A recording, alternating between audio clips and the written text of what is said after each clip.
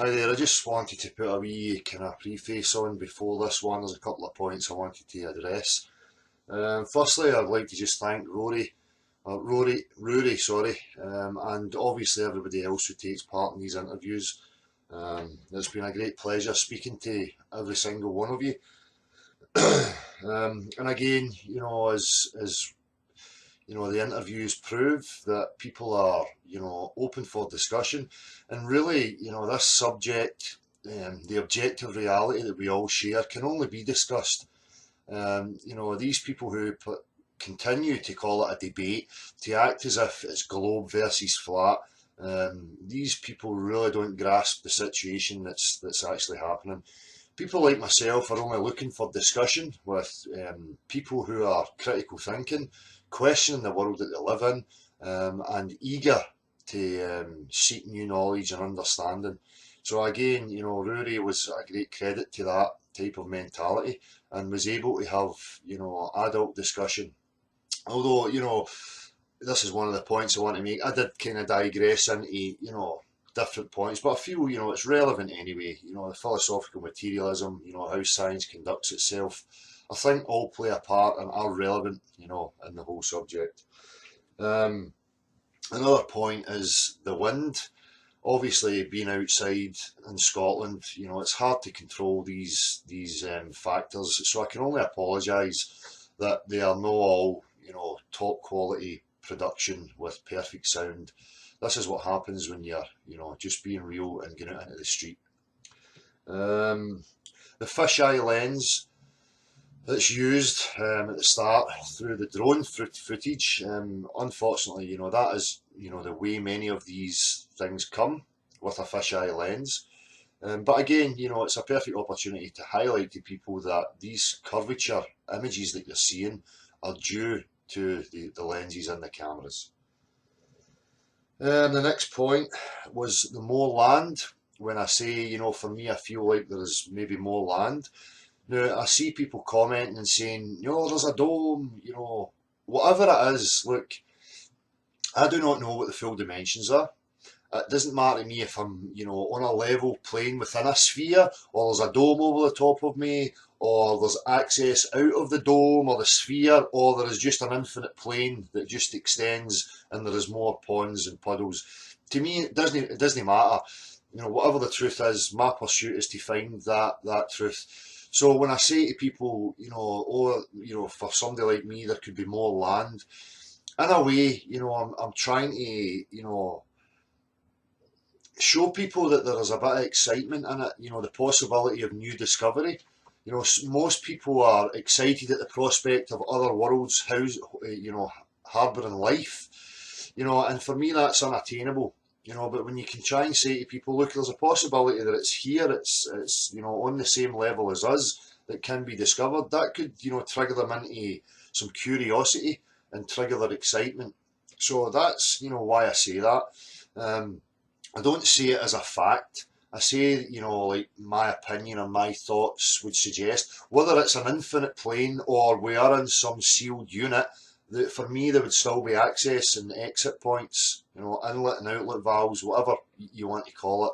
So, I'm not limited, as I always have said, no maps, no models, full exploration is the only way in order for us to discover the full dimensions of the earth we share. So, I'm not committed to any specific model, and I don't appreciate people who portray it in that way. Anybody who knows me for the last 2 years knows that I've been at the forefront asking people not to represent straw men, that being, maps and models. The maps and models that we see are just as cartoon as the globe, right? This is what we need to break away from. We need real discovery. We need people thinking critically, willing to discuss with each other, and come to an understanding.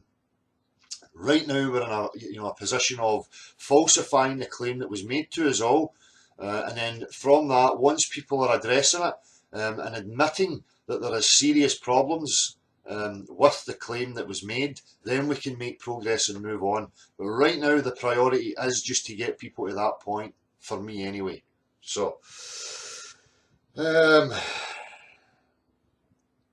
as I've said, I went on about materialism and I kind of digressed into that. But again, for me, it's relevant. And this, everybody would have to be involved in the lie. No, that's not how it works.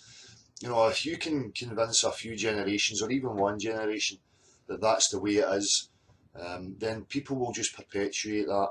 When a guy gets on his plane to fly passengers to another country, it's not in his consciousness to question the claim that was made to him. He knows how to operate his machine, and he gets on with it, right? And probably never gives it any thought. So to say that everybody would have to be in the lie is absolutely ridiculous. You only need a few controlled positions in certain groups in order to perpetuate your lie. So, and again, people saying it's this perpetual lie, and I've been guilty of saying it as well.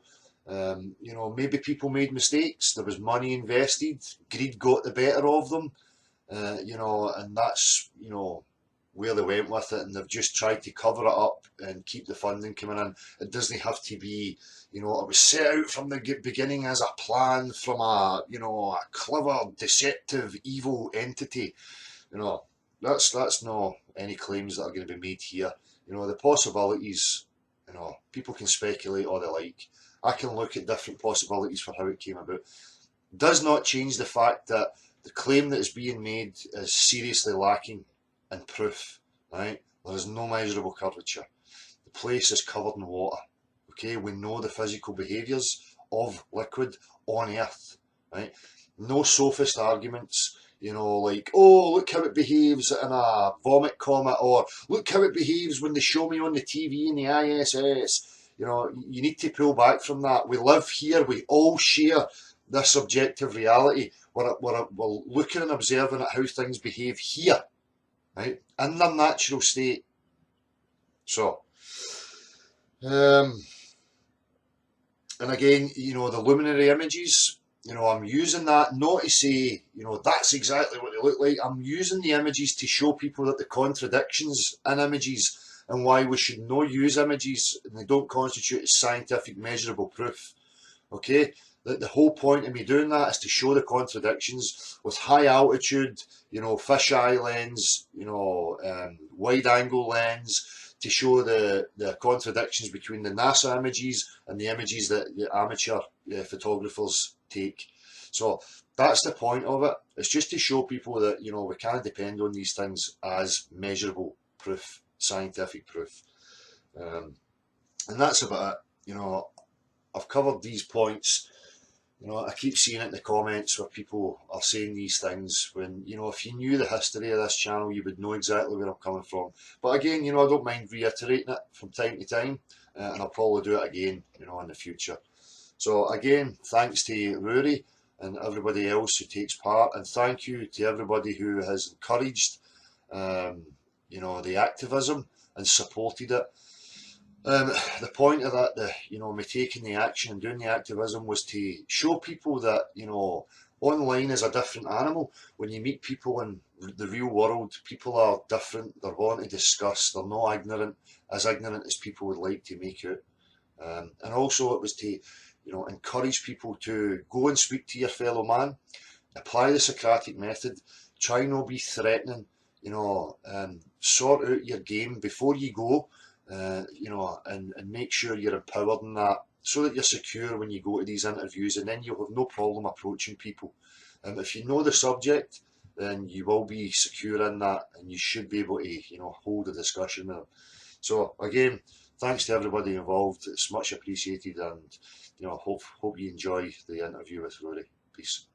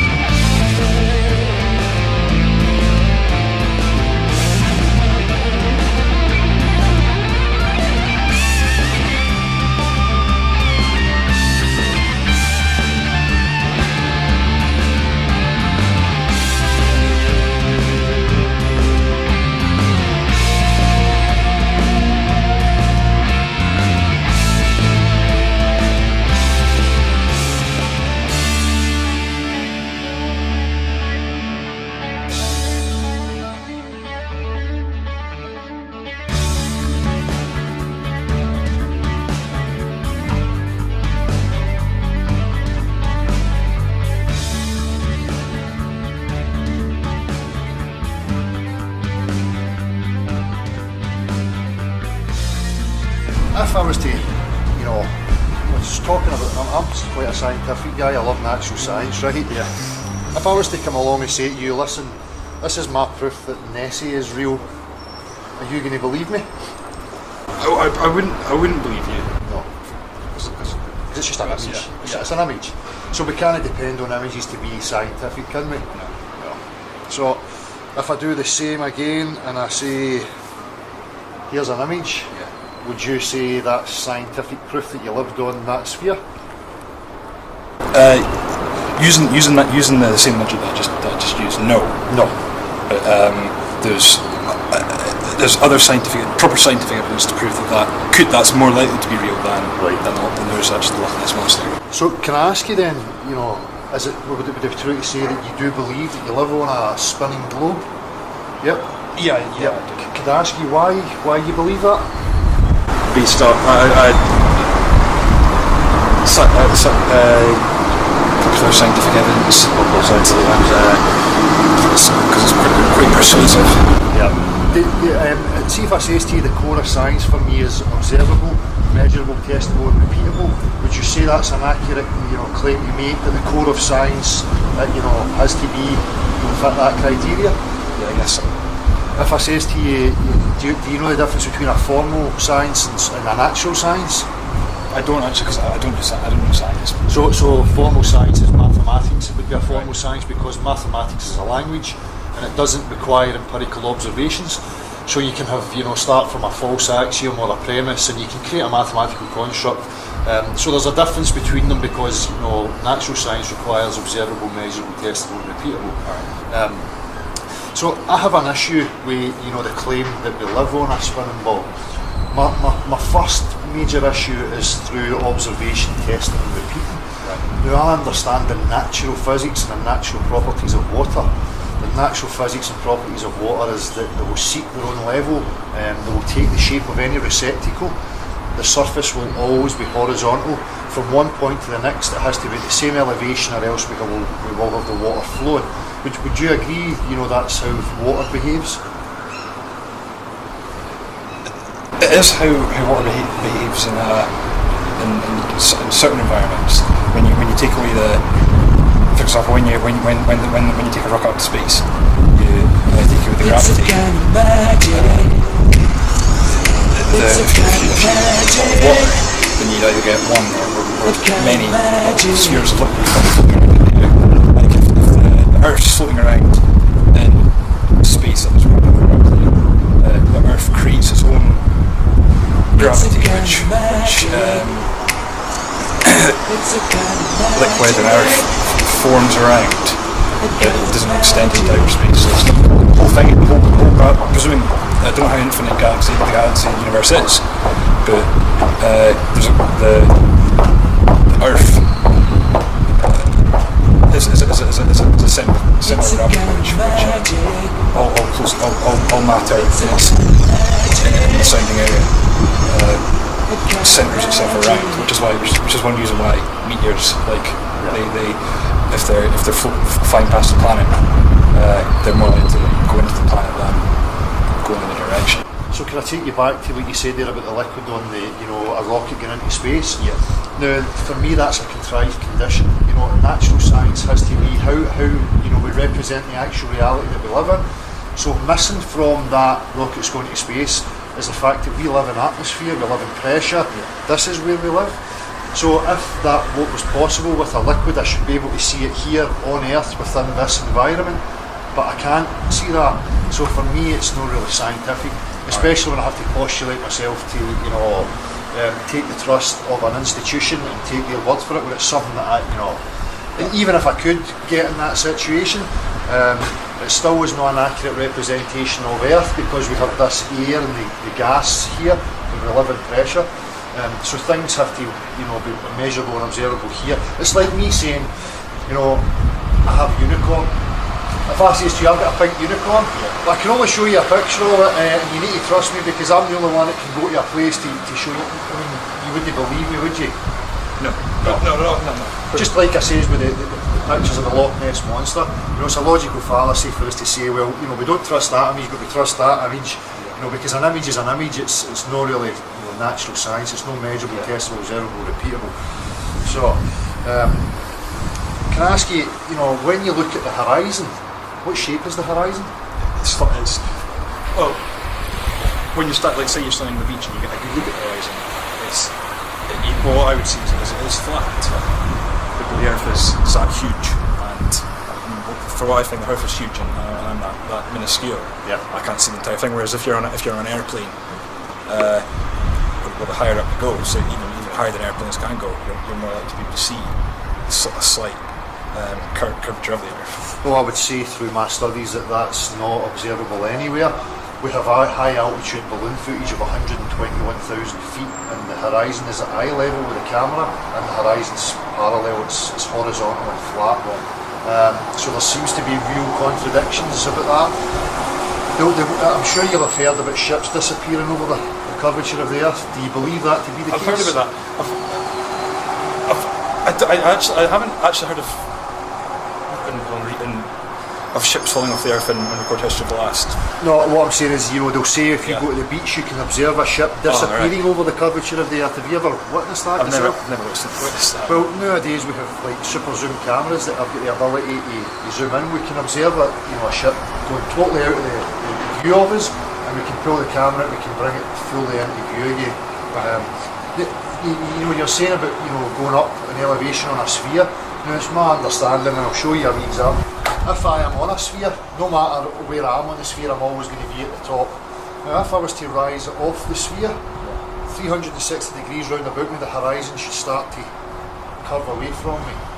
But we don't. When we go up in aeroplanes, we put high altitude balloons up. It doesn't matter how high we go, the horizon's always straight out in front of us at eye level. But that would be impossible on a globe. So we seem to have these, natural observations that contradict these images that these institutions show us.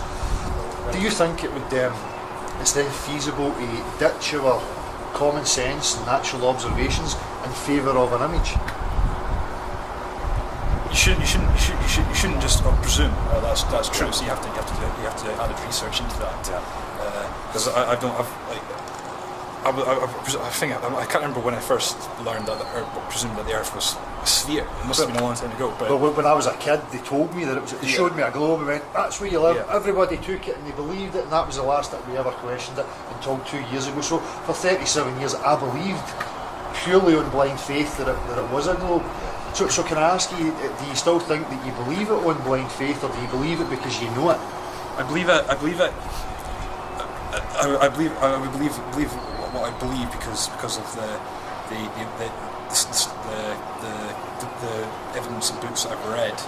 I mean, I'm not particularly scientific, but I like geography, and I have travelled. I know that I've never heard of anyone. I mean, there's been stories about it, 300, 400, 500, long ago, years ago. People like the Vikings thought they were going off the end of the Earth. Columbus thought he was going to go off the end of the Earth. And I'm not aware. I've never. If you could show me evidence to show that, like a video clip of someone, of like a tanker going off the end of the world, off the end of the Earth. Well, that would I'd think about it. That one piece of evidence wouldn't convince me that that must be true. So why would you think it would have an edge? I don't think the Earth has an edge. If theoretically we're playing with hypotheses and we said the Earth was flat, in your mind, do you get an image of something with an edge? Yeah, I do. Why do you get that? Well, you read a lot of popular fiction and Terry Pratchett. So cultural programming, then, would you say that's accurate? Cultural wasn't fiction because it's been presumed for quite a long time that the Earth is a sphere. He doesn't need to provide evidence on this because it's presumed it's true. Yeah, but that would be a logical fallacy then. To take something on assumption, it's not really logical or scientific, is it? And it would be the same if I handed you a textbook, say, the Bible, from a Christian standpoint. Would you take that as scientific proof that religion was true? I wouldn't think it's scientific evidence that the religion is true. So if you take a story from 500 years ago about Columbus and these people, you take that to be true? I wouldn't take. It's like if I were to read the Bible, there's going to be facts in it. It's not. I'm more. I'm not particularly religious. I'm an atheist. So I read the Bible and you read stories and well, that's not true. But then. So some of it will be based on fact, but not the.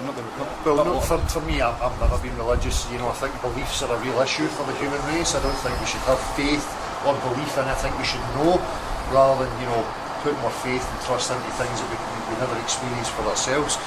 So you were saying you were an atheist, and I've been this road many times myself. Do you know what philosophical materialism is? I can't think.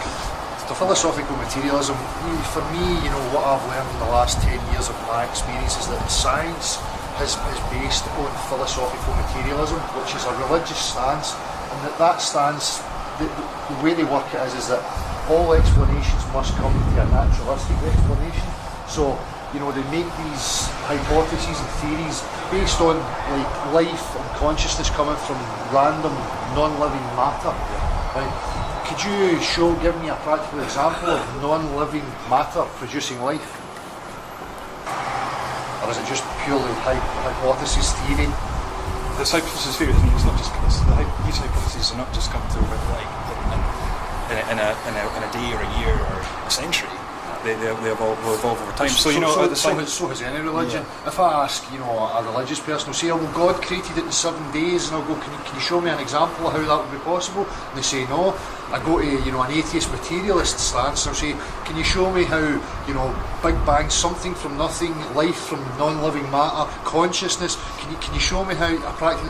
No, I can't. So for me, right away, I go religion. Would you agree that's quite accurate of what I've just said there? But I'd still sort of want the scientific argument. Yeah, well, see, that's the same with me. And there's scientific, there's aspects of science like how technology's made that's an exacting, avenue that somebody would have to learn. But in regards to common sense, I think we can all that. We don't need a PhD after our names and stuff.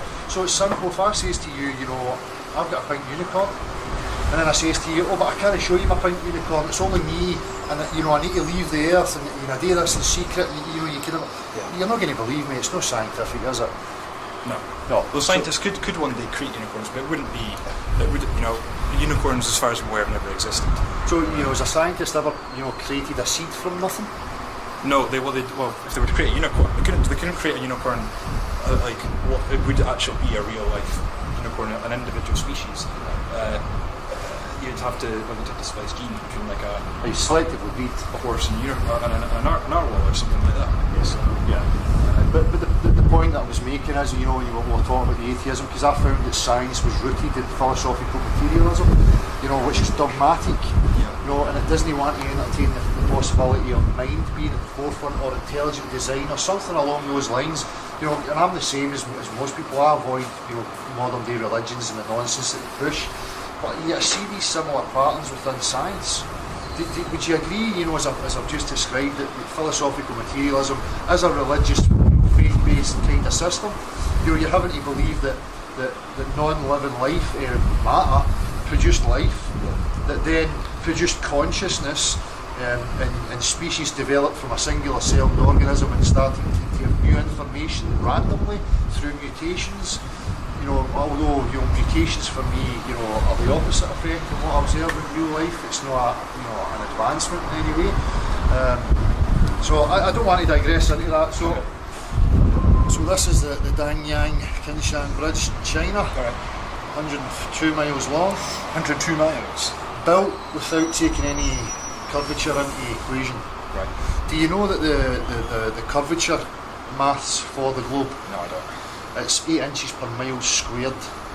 So 8 inches times the distance squared. That's how we work it, because it's an exponential curve. It's not a slope, so it has to increase on its depth.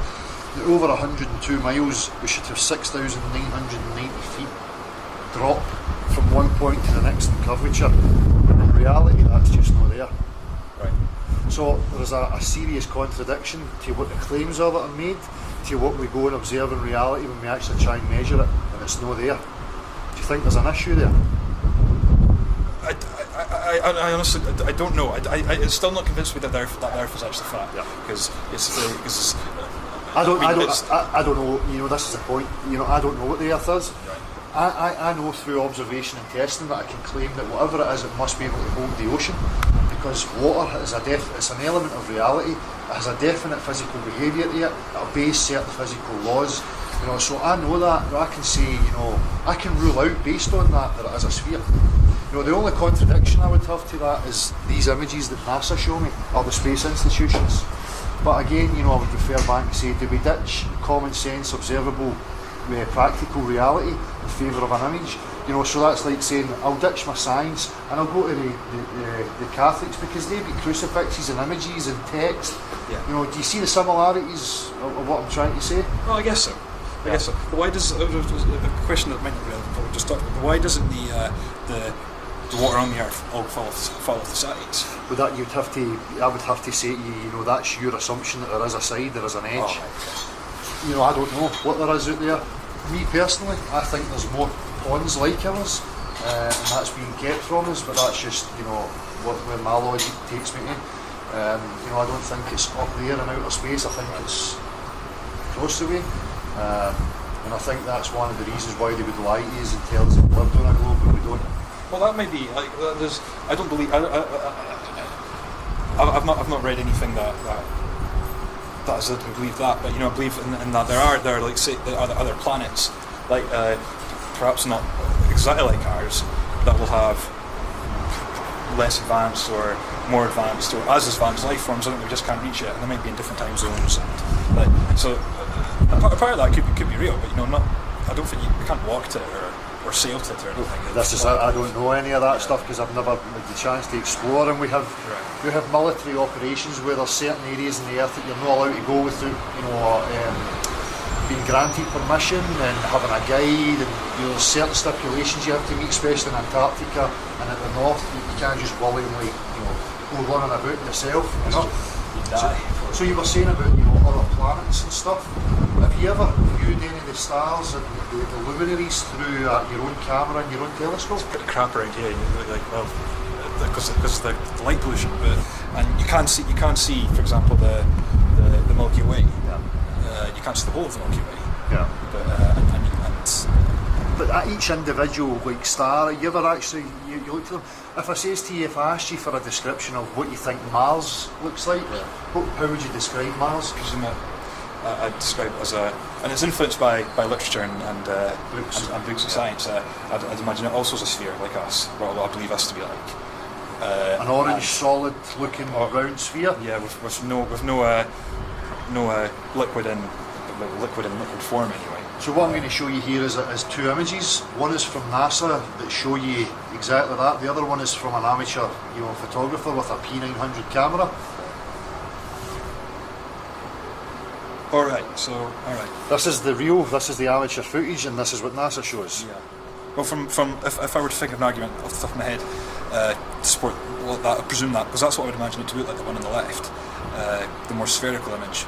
I would presume that NASA would have the most advanced camera probably in the world, and that's just a Nikon, and I've got a Nikon. Would it surprise you if I says to you that the NASA images are composite images? They're not actual photographs. Oh right, so they're they're hundreds of many clips put together or something. So they say, but you know, Robert Simmons, the guy who done the Marble 2.0, the blue marble photo of the Earth. He's on camera, speaking voice, saying that it's photoshopped and it has to be, because he says that it takes it in bands. I guess it would be photoshopped. I don't know. I can't imagine what it would look like if it wasn't photoshopped, so that it would, I guess it's that far away, and the time it would take to take all the pictures. I guess to get an actual detailed picture, because cameras these days are pretty technologically advanced, but not brilliant. Like the time it would take to take a picture of Mars, it would have turned around many different times or something like that. So. Do you think they can remotely control things from millions of miles away from Earth? I don't know how far this. I don't know. I don't know how many miles away. Well, no digress into that. I'm just going to show you another image. These are other images of the luminaries through amateur, cameras and telescopes. So what is that there? This one is sorry, I've not got the name for that one. Where's Sirius? Hang on, I think this is Sirius. Moon or something. No, these are actually the luminaries. These are just straight direct floating into the sky, Oh. taking video footage and photographs. It resembles a sphere. Resembles a sphere? Close to a sphere as possible. Yeah, I see a two-dimensional circular Well, I guess thing, you know. yeah. But you know, it's up to interpretation. The problem for me is that nobody can show me, you know, scientifically again what the sun, the moon, and the luminaries actually are. You know, it's hypotheses and theories again from, you know, institutions like NASA. If I show you this image, this is from NASA's site. This is Earth from 240,000 miles away, supposedly on the moon. Yeah. Okay, so we can see how it looks there. This one is supposedly from 1,000,000 miles away. Can you see a contradiction here in this image? Well, the Earth looks closer to the bottom one, even though it's 1,000,000 miles away. aye. So Yeah, you know, and if you're 240,000 miles away, they say that the Earth is 4 times the size of the moon. So that to me looks like how the moon looks to us when we're standing on Earth. So if I was then standing on the moon, when I see the moon, the Earth should be huge in my vision. I know these are both NASA pictures. These are both NASA pictures. from Yep, like this is years ago. Earthrise. Earthrise, this is called. Yeah, yeah. So if you go to NASA's and you take that image, you put it into Photoshop, reduce the contrast and mess about with some of the settings, you'll start to see all the squares run it where they're placed it in. Yeah. So, you know, there's some obvious contradictions and some obvious manipulation going on for me. But you know, really that was it. You know, here again we have an image. This is Chicago. This is 50 miles away. Yeah. Now again, 50 miles curvature, most of that should be gone. The same again is true in the UK. We can go to Blackpool, for instance, and we can see the Isle of Man, which is 60 miles away, and you can see all the way to the shore. There's absolutely zero curvature. So if we live on a sphere, there has to be curvature, measurable, observable, but there is none. Do you think there's a wee bit of suspicion there that something's not right? Well, I don't know. I still don't think so. But I mean, I'd have to familiarise myself more so with your arguments and familiarise myself with the scientists, professional scientists' arguments as well. But I would encourage you to trust your own senses rather than, you know, putting yourself out to these other people. Right. You know, unless it's a specific field of expertise, then, you know, people know it a bit better. Like, I know cars and engines maybe more than other people, but the fact of the matter is that you can still observe the car, the engine, you know. So I would refrain for you know, putting your faith in these people. Just another wee point here. Have you flown a lot? I've flown to Africa. In America. That's the furthest I've flown. Okay. So can I ask you, when you were on the aeroplane, was it flying parallel, level? What do you mean by parallel? Like it was. What do you mean by parallel? When you were on the plane, was it flat level like that? Well, we're just normally flying in the direct when we're landing, obviously. Yeah, when you take off and land, you know, you have that. But unfortunately, if this was the aeroplane here at the top, parallel, and I'm flying parallel, look what happens.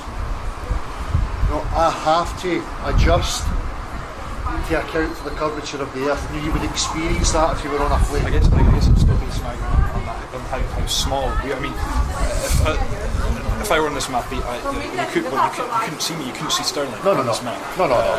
But the point is, a plane travelling at 500 miles per hour. You know, if it's travelling over a distance of 500 miles in 1 hour, that 500 miles has a curve to it that can be calculated. Now, I've not got the exact figures worked out, but it would work out, you know, roughly every couple of minutes you would have to be dipping and accounting. Your whole journey you would be constantly dipping and accounting for that. You know, because, you know, if you went to Africa from the UK, where are we here? I mean, you know, you've got a huge drop from one point to the other. You would experience that. You know, the trolleys on the aeroplane would have to be tied because as it dips its nose, they're going to run down the aisle of the plane. But then how do you explain? Because when I did go to Tanzania, it's the only country I've been to south of the equator. It gets hotter and drier. Yep. Close to the equator. Yep. And or hotter and wetter, depending on what country. Yep. And then the opposite, once you're across the equator, it would get colder and... Yeah, just the same as it would here. But, you know, that can be simply explained. If we take, you know, one of these squares here as being the Earth, You know, and we'll say that straight line there's the equator, and this is where the sun travels. So if you're directly under the path of the sun, you know, you're going to feel that, you're going to know if you're at either side of the sun, going away from it, the further you go away from it, the colder it's going to get. So, you know, we can look at things in both ways in regards to things like that. Well, this is somebody's, you know, rendition of a flat model. I don't agree to this model at all, but you know, it's just to give you an example of how it could be working. And to me, you know, obviously that, you know, and again, you know, science for me, you should be able to model things in reality. So, you know, I can take any container, I can get my oceans and my continents, and it will hold. If I gave you a sphere right now and says, can you get water and earth, and you know, and show me, you know, your model of the earth, do you think you can achieve that? Probably not, no. No, because the water's going to fall off the ball. Yeah. Right, so again, you know, we've got an issue here. You know, if it's science, scalability, you know, you'll be able to recreate it, you'll be able to model it, yet we can't do any of these things. But in every other aspect, we have to be able to meet that criteria, or if you want to get funding, you know, your university wouldn't be teaching you anything, you know, it'd just be, you know, nobody would get funding for anything unless they could show any of their claims practically, you know. So it's been great chatting to you, man. I mean, how do you feel about anyway? So is it making you question? It's not. I wouldn't say it's making me. It's not making me question. It's making me think, I guess. Yeah. But it's not convinced me otherwise. No. Unfortunately. Well, Okay. you know, I've had 2 years now of this, so I'm not going to convince you, you know, in 10 minutes. But the whole point was just to see your reaction and to ask you if you would continue, maybe question. It was well, not particularly scientific, so it was a struggle to argue scientifically, I guess. But I'm going to give you a card here. This is my channel, and I go live on a Saturday night, you know, and I name drop here all the time, but I'm going to use it. Gav, you know, a friend of mine who comes on, he's an honours degree graduate from Glasgow University in Maths and Physics. He understands that what they told him is found wanting, and there's obvious problems with it. He has now come on board because he wants answers. So I'm going to give you my card. If you know anybody, or if you think that you could prove to us that the Earth is a spinning ball, would you be willing to come and do that? I don't know. Well, I guess so. I wouldn't be the best person. So if you could find, or if you knew somebody or whatever, hand them the card. Find anyone.